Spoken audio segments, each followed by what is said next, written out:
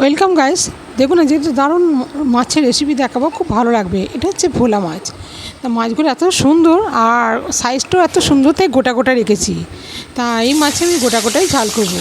এটি মাছগুলোকে একটু দিয়ে দিলাম, একটু বেশি করে তেল দিয়েছি। একটু তেল বেশি করে না দিলে মাছগুলো ভালো ভাজা হয় না, তাই বেশি করে তেল দিয়ে একটু ভেজেছি। একটু বেশ লাল লাল ভাজা হলে খেতেও ভালো লাগে এইসব মাছ।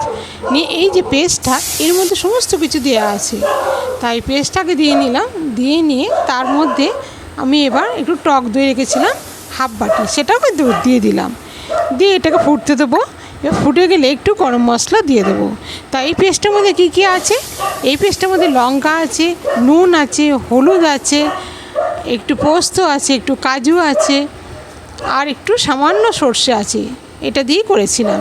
আর একটু গরম মশলা দিয়ে দিলাম। এবার ফুটতে শুরু হয়ে গেছে। এবার আমি মাছগুলোকে দিয়ে দেবো। দিয়ে একটু নাড়াচাড়া করে নিয়ে খানিকটা ফুটবে, একটু কাই রাখবো। এটা গরম ভাতের সঙ্গে তো দুর্দান্ত লাগে, রুটিতেও ভালো লাগে, অনেকে পোলাওয়ের সঙ্গেও খেতে ভালো লাগবে।